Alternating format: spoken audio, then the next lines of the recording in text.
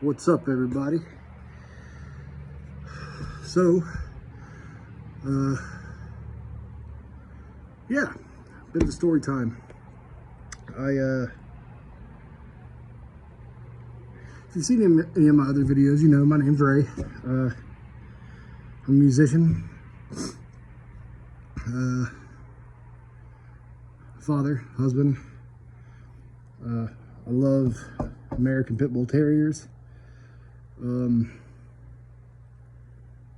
Quick intro, I guess, like introduction to myself, because I haven't really done that. Yeah, so about a month and a half, well, it was December 21st. I was living a completely normal, regular, carefree life, being a chunky, almost 35-year-old dad of two. I go to work, come home, get a pizza, maybe a beer here and there. I would just consume copious amounts of sugar, and every morning before I go to work, I would get 2 cheese danishes and 2 Venom energy drinks. So that was me for about 10 years. So December 21st, I'm sitting over at my mom's, and I get this horrible pain in my lower right flank, in my back. I stand up, and when I stand up, because I thought I maybe had a catch in my back or something, and I stood up, and when I did, the pain radiated around to my gut. It was uncomfortable, but it wasn't unbearable. So I went home that night. I'm sweating. In lieu of everything I'm about to tell, before I tell y'all everything I'm about to tell y'all, I'm gonna do this in a couple of parts, like 3 minutes or something. I just did my first walk in about 10 years. Before that, I used to walk every day. I was decently built, but yeah, as I said, I felt this pain starting my back, come around to my belly. I went home that night, didn't really think anything of it. I was chilling at the house, and it started hurting really bad, and I was like, what in the world is this? So I told my wife, I was just like, I'm gonna go to bed. I feel terrible. I don't know what this is. I probably need to go to the doctor tomorrow. Well, I laid down, and the pain just overtook me. So she rushed me to the ER, my wife did, and they were like, well, you have a kidney stone. I'd never had a kidney stone. I didn't know what that felt like, but that felt like death. And I was like, so what do I do? And they were like, well, you're gonna pass it. Thankfully, it's a small stone. You're gonna pass it, and you'll be all right. Here's some pain medication and some stuff to help you pass it. All right, cool. I go home. Everything's fine. December 23rd rolls around, and this pain starts coming back, only it's worse. I'm praying to God at this point, and I've never been a God prayer before, but at this point, I'm praying to God to either kill me or make it stop. So my wife takes me back to the ER, and they tell me, well, the stone hasn't moved, but now you have a very serious infection in your kidneys, or in your right kidney. And if you do not get it addressed now, there's a very high possibility you can die. It was bad. So what did I do? I was like, no, I'm good. I'm gonna go home for the holidays, and then I'll come back if it starts hurting. They were like, look, you can leave, but you got to sign these papers saying we told you so.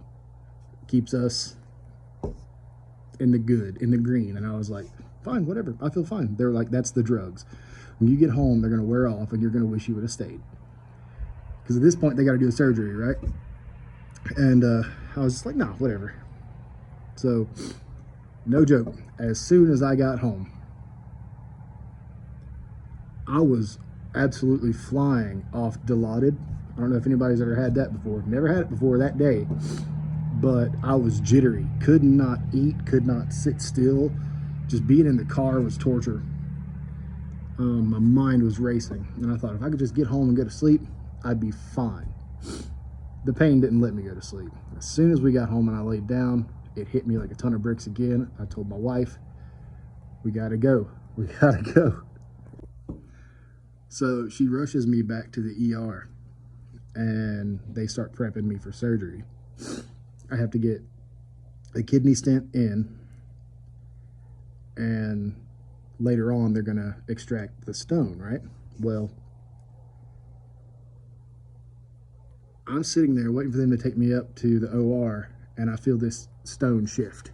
I can feel it go from like in my, up near my kidney area, because it was kind of high. I felt it move, and it had went into my bladder. Well, I felt that literally in my butthole. I puked everywhere. I mean, I was just like, yeah.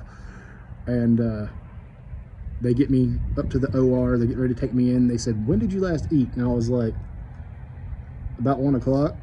I had a bite of a chicken sandwich and I couldn't stomach it. And they were like, we cannot do this surgery. We can't put you under anesthesia. I mean, you could literally basically puke into my airway and suffocate. So I had to stay in the hospital that night. Okay, cool. I'm gonna have a nice little restful stay in the hospital. All right. No. So I get into my room, and there's this other elderly gentleman who is like 75% deaf, according to his wife. I'm gonna try to get all of this in detail, because from the moment I got in there, this dude was yelling, and his wife was yelling because he couldn't hear her and she couldn't talk loud enough to be heard. Like, and this was for about 2 hours. I was miserable. So finally she goes home, lets him stay in the hospital, right? I'm thinking, okay, by 9 o'clock, I'm bound to get some relief here, because older people go to bed early. No relief.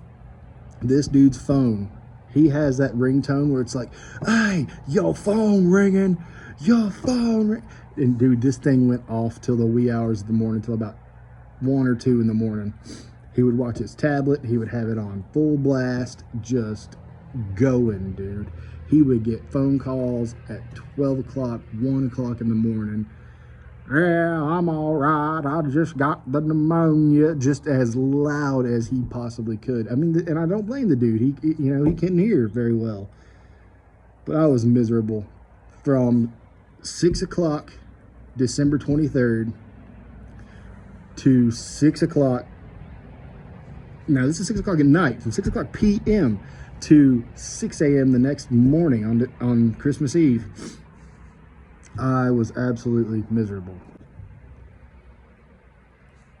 So at 6 a.m. the next morning, they come in, start wiping me down with this sanitation stuff, getting ready to take me into the OR. And I'm getting ready and everything. So about 7:30 or 8 o'clock, they wheel me up there. I got to fill out some more paperwork and whatnot. And I fill all that out. Well, needless to say, they get me in. Surgery went off without a hitch, and they were able to remove the stone. It had passed into my bladder, and they just got it out. So that was awesome. One less thing I had to worry about, right? But before, rewind a little bit, when they were initially going to do the surgery on the 23rd, the doctor who examined the CT scan looked at me as I'm getting ready to be wheeled up and says, and did you know that you had a lesion on your pancreas? I turned white. I felt the blood rush to my feet. I was like, she said, did anybody ever tell you that? Like, I've had CTs and MRIs in the last week, was like, no, nobody's ever told me that. What does that mean? She's like, well, we're going to schedule you an MRI and we'll go from there. Okay, fair enough. So surgery goes off without a hitch. I get to spend Christmas Eve with my whole family. It was amazing. Got to eat. It was great. So from Christmas morning to about the 29th of December, I'm feeling good. Like, I'm like, all right, I'm getting used to this kidney stent. It's all good. I'm getting used to it, but it's not really bothering me that bad. So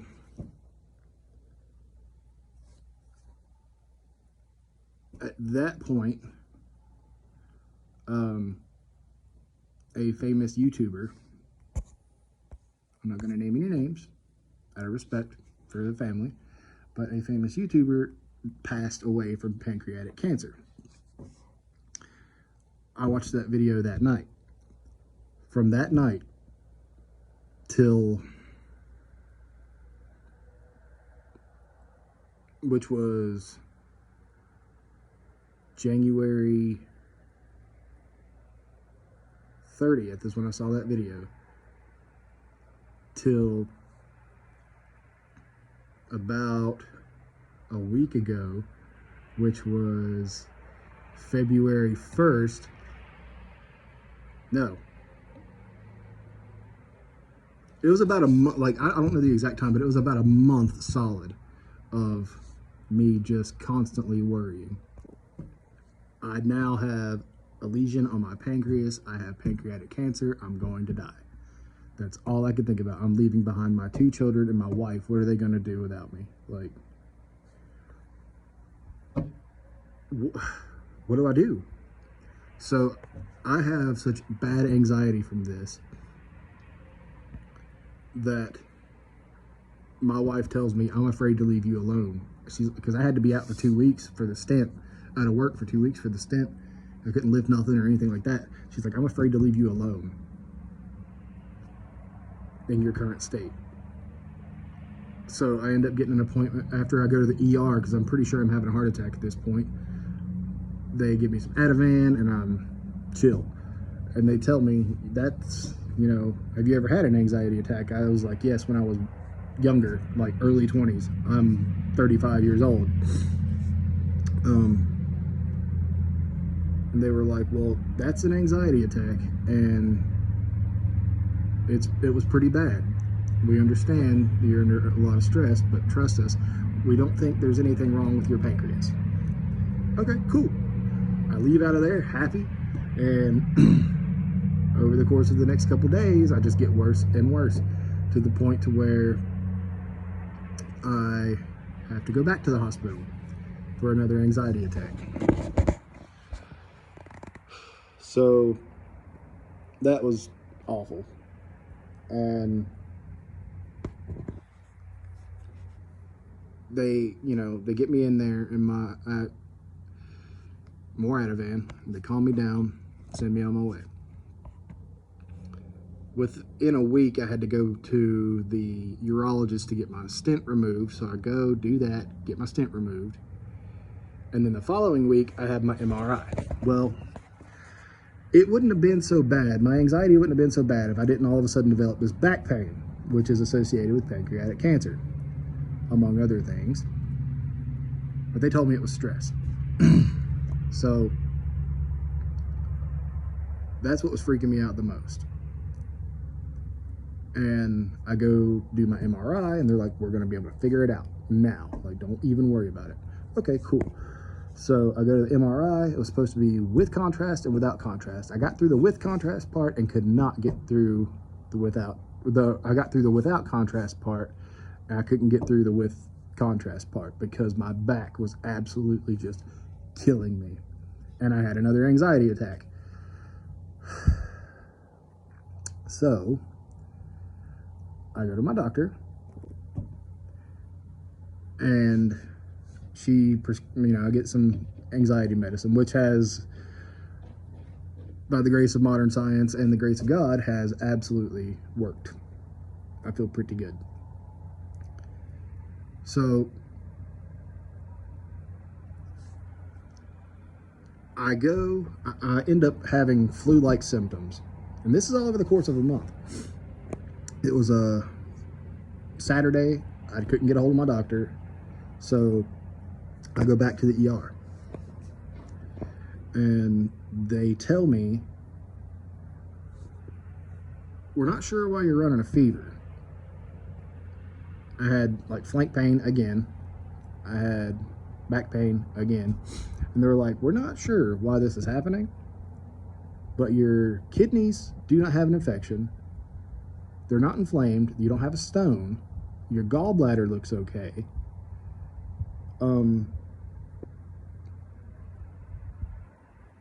But did you know that your bilirubin levels are going up? Also a sign of pancreatic cancer. And I was like, holy shit. I started sweating bullets. I was on the verge of tears. I was like, I'm dying. This is it. I love you, baby. Goodbye. I love you. And they were like, and we looked at your MRI, your pancreas, you do have a lesion on your pancreas, but it is benign. We're going to keep an eye on it over the next 6 months and make sure it doesn't grow, because even benign growths can cause obstructions and problems. And if that's the case, you'll have to get it removed. I was elated, just so happy. But I said, but why are my bilirubin levels going up? And they said, well, are you aware that you have fatty liver disease? Again, I said, no, I've never been told that before. And the doctor explained to me that sometimes it's described as a benign illness, but she can't tell me how many times in her 9 years of working at the ER that she has seen people come in with cirrhosis of the liver from just non-alcoholic fatty liver disease. So that's where I'm at right now. That diagnosis happened a week ago, a little over a week now.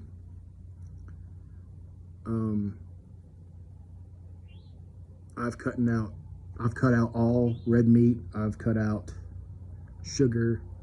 I haven't drank water. I've been drinking water and haven't drank any sodas, energy drinks, nothing in over a month. And already, when I went into the hospital for the kidney pain on December 21st, I weighed 313 pounds. When I went to the gastroenterologist a week ago, I weighed 296 pounds.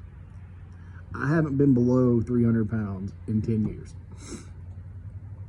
That's pretty heavy for me. Like, that's not like that, but that's cool for me, because ever since the diagnosis, I've literally cut out all bad fats, no sugars.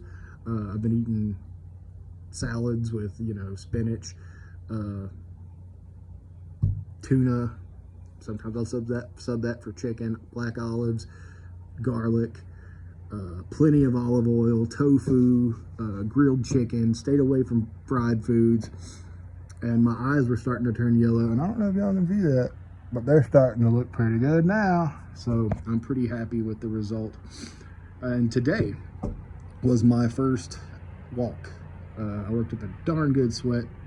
I'm feeling it in my legs, and I'm pretty stoked to be making this lifestyle change, because something had to happen to shake me out of that sedentary lifestyle that I had. And I'm not one to join gyms. I'm not one to be like, oh, look at me, I'm wearing the health gear. No, I'm in a pair of camo pants and a flannel shirt, and I just did this walk, listening to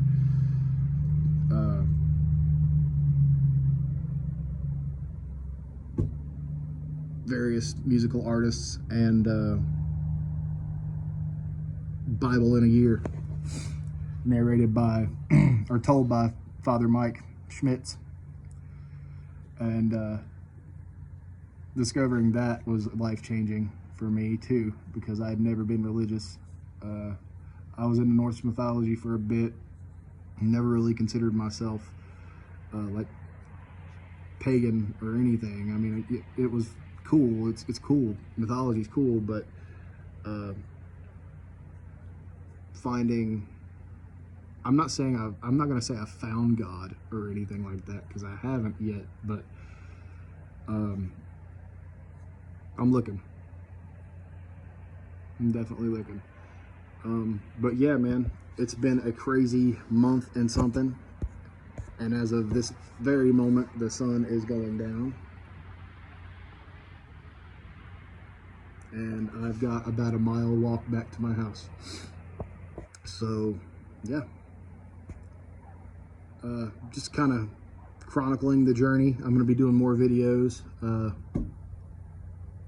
about this. I thought I'd be doing videos about music and stuff, but it ends up being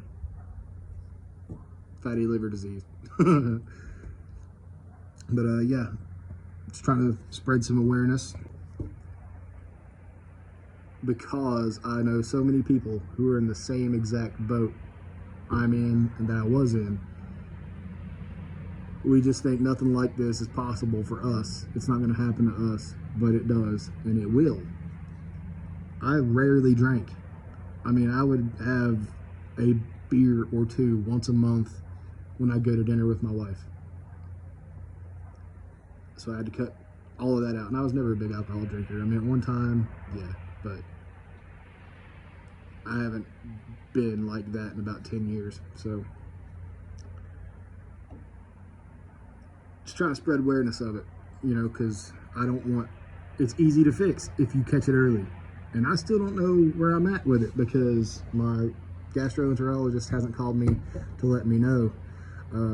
Tomorrow will be 4 days that I have had the test results on my patient portal. I don't know what they mean, but tomorrow will be 4 days. So if they haven't called me by tomorrow, I'm gonna get a hold of them and see what's up. I got to figure out how far gone my liver is so I can figure out what level of measures to take, I guess. Actually, I'm going all in. It's all or nothing for me.